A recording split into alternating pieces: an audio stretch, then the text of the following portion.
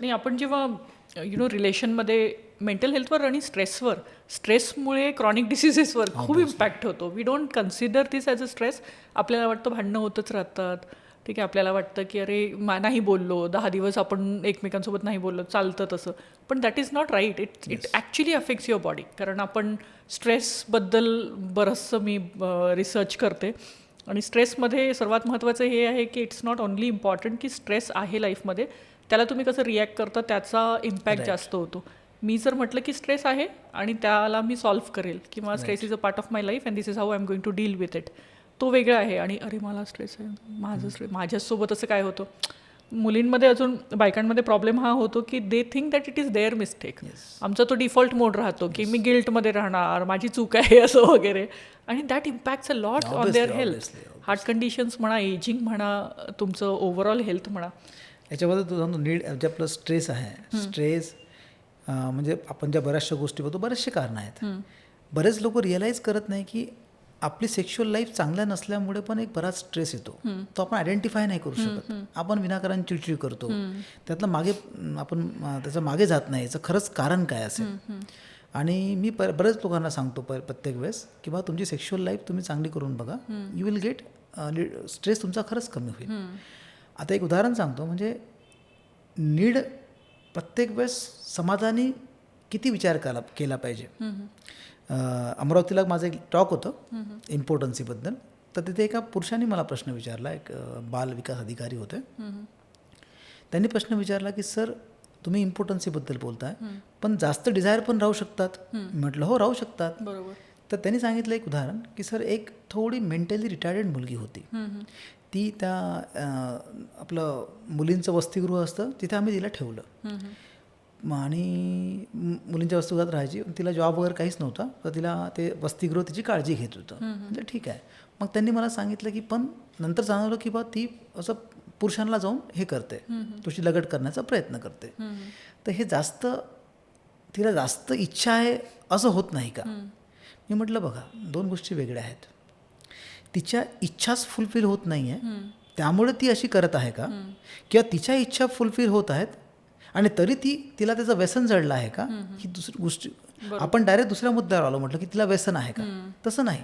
तुम्ही आधी हे बघा की तिची इच्छा पूर्ण होतात का. मग त्यांनी मला सांगितलं की नाही, त्याची व्यवस्थाच नाही आहे. मग तिची व्यवस्था कोण लावेल. म्हटलं ती इज मेंटली रिटायर्ड मुलगी. आज म्हटलं पुरुषांसाठी इतके प्रोस्टिट्यूशनचे इतके हे आहेत, सर्व गोष्टी ओपन आहेत.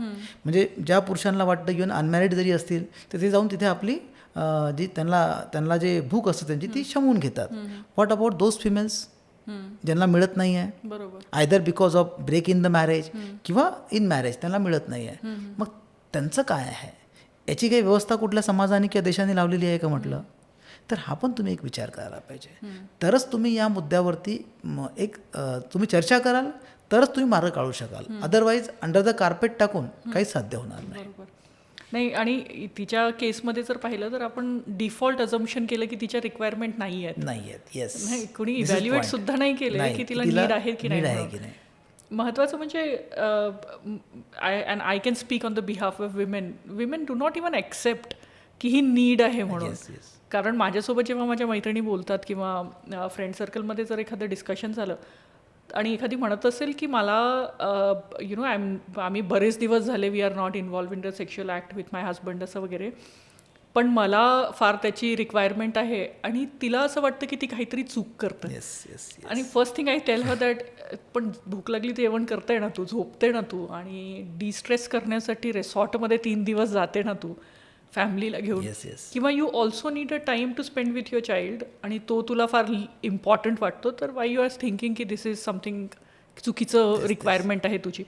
इवन ॲक्सेप्टन्स लेवलवर, I am not talking about like normal educated professional working entrepreneur women, they are talking about it. तर आपल्याला हे सुद्धा एक्सेप्ट वुमेन नाही करताय. Forget about like I never thought about it की यार मेनसाठी अवेलेबिलिटी आहेत, विमेनसाठी नाही आहे. तर there are so many countries जिथे लिगल आहे पण विमेनसाठी नाही आहे. Even I didn't think about it. एखाद्याची नीड हे करायला, जरी इलिगल आहे सध्या, पण आहे ना. आणि एव्हरीवन नोज, बरोबर. एव्हरीवन नोज, म्हणजे पॉलिसी मेकर्स पासून सर्वांनाच माहिती आहे. बरोबर. पण जसं तू आता म्हटलं की बा फिमेल ॲक्सेप्टच करत नाही आहे किंवा समाज त्यांना ॲक्सेप्ट करू देत नाही आहे की तुमच्याही काही नीड्स आहेत. त्यांना असं केलं की तुम्हाला काही नीडच नाही आहेत, आम्ही जे देऊ तेच तुमचं आयुष्य, ते तुझं नशीब. नशीब. ठीक. ओके. तर coming back to the topic that we have started, आपण म्हणालो की डिवोर्ससाठी इरेक्टाईल डिसफंक्शन सुद्धा ग्राउंड असू शकतो, इम्पॉर्टन्स सुद्धा ग्राउंड असू शकतो, नलिटी ऑफ मॅरेज सुद्धा तू क्लिअर केला आहे. पण लिगली कसं किंवा मेडिकली कसं प्रूव्ह करता येतं की हा व्यक्ती इम्पॉर्टंट आहे किंवा इरेक्टाईल डिसफंक्शन आहे, विमेनमध्ये कसं प्रूव्ह करता येणार ते? आपण बघूया. इरेक्टाईल डिस्फंक्शन आणि इम्पॉर्टन्सी इन फिमेल. ठीक आहे, इम्पॉर्टन्सी इन मेल ऑल्सो. तर फर्स्ट आपण जेव्हा इम्पॉर्टन्सीचा ground as far as male पकडतोय किंवा इरेक्टाईल डिस्फंक्शन, तर यामध्ये काय, जर तुम्ही म्हटलं की बा सेक्शुअल इंटरकोर्स करू न शकणे बिकॉज लिंगामध्ये ताठरता येत नाही म्हणून, तर याच्यासाठी तुम्हाला काय सिद्ध करावं लागतं की फर्स्ट लिंगामध्ये ताठरता येणे म्हणजे पुरुषाच्या पेनिसमध्ये ताठरता येणे खूप आवश्यक आहे. That is one point. आणि सेकंड, त्या ज्या लिंगामध्ये ताठरता आलेली आहे त्या लिंगामध्ये आणि व्यक्तीमध्ये दुसऱ्या व्यक्तीसोबत सेक्स करण्याची इच्छा, दॅट इज इंटरेस्ट, डिझायर आणि त्याची कॅपॅसिटी आहे किंवा नाही, हे सिद्ध करावं लागतं. तर मेडिकली तुम्ही फर्स्ट पार्ट प्रूव्ह करू शकता, इरेक्शन ऑफ पेनिस. मेडिकली काही केसेसमध्ये तुम्ही प्रूव्ह करू शकता by doing certain examination test. परंतु तुम्ही त्या पेनिसची डिझायर, इंटरेस्ट किंवा कॅपॅसिटी प्रूव्ह करू शकता का? There is no test. बरोबर. पण डॉक्टर ओपिनियन काय देऊन राहिलं इन मॅट्रिमोनियल डिस्प्यूट्स की he is capable of performing sex. आणि मॅट्रिमोनियल डिस्प्यूटमध्ये whether he is able to perform sex with wife or not हा मुद्दा असतो. तर मेडिकल सायन्समध्ये हा जो फ्लॉ आहे की आपण ॲझम्पशनवर ओपिनियन देतोय आणि मेडिकल सायन्सच्या ओपिनियन अझम्पशनवर किंवा प्रिझम्पशनवर नाही राहिला पाहिजे. बरोबर, एव्हिडन्स हवेत. माझ्यासारखा व्यक्ती ओपिनियन काय देतो की बा मेडिकली मी फक्त इरेक्शन होतं किंवा नाही इतकंच सांगू शकतो. वेदर दॅट इरेक्टेड पेनिसला कॅपॅसिटी आहे किंवा इंटरेस्ट आहे किंवा नाही सेक्स करण्याचा, it is beyond my scope. बरोबर. ही तुमची झाली सायंटिफिक ओपिनियन. यासाठी एक उदाहरण देतो मी. या केसमध्ये I was the expert witness. एका मुलीने मला कॉन्टॅक्ट केला.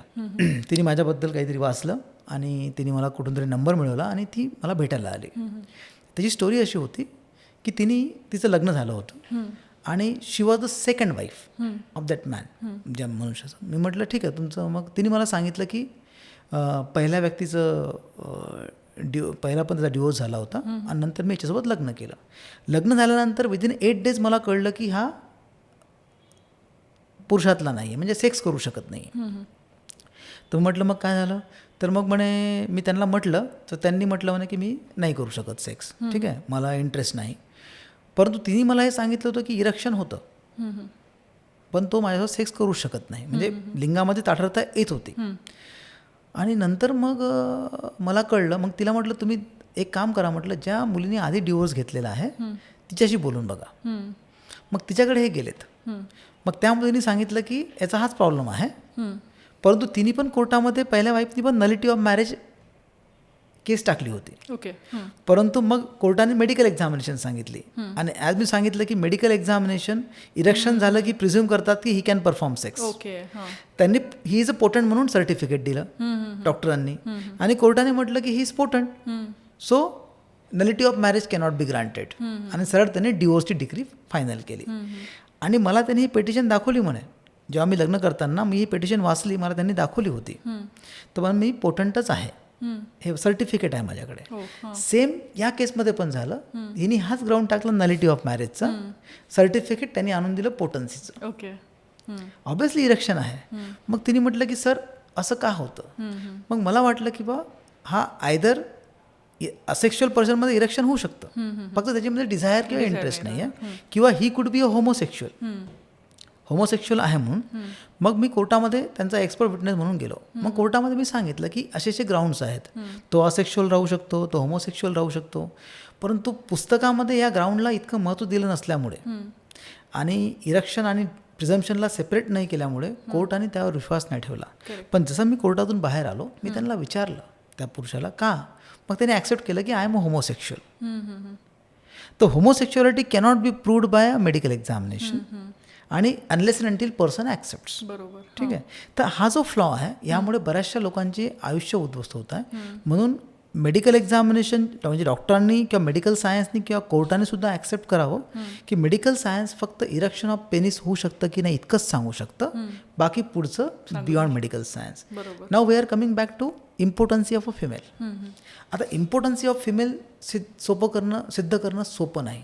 त्यातली एक केस जी मी मगाची सांगितली तिने ॲक्सेप्ट केलं म्हणून प्रूव्ह झालं ते. एक केस आहे की तिला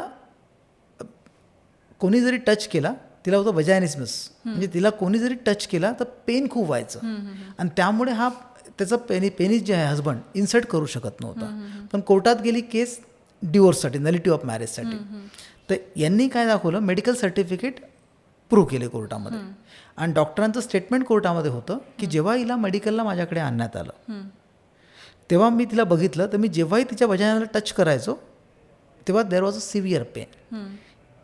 हर पेन वॉज सो सिव्हिअर की बा मी एक साधा माझं करंगडी पण सुद्धा इन्सर्ट करू शकत नव्हतो. त्यामुळे at present her vagina is not competent to perform sexual intercourse, म्हणजे ती सेक्स करू शकत नाही. या मेडिकल ग्राउंडवर कोर्टाने तिला इम्पॉर्टंट ठरवलं आणि याला नलिटी ऑफ मॅरेज डिक्लेअर केलं. परंतु ज्या केसेसमध्ये असं काहीच नाही आहे, तुमची इच्छाच नाही आहे, in that case it is very difficult to prove whether a person is important or not, आणि स्पेसिफिकली फिमेल्स.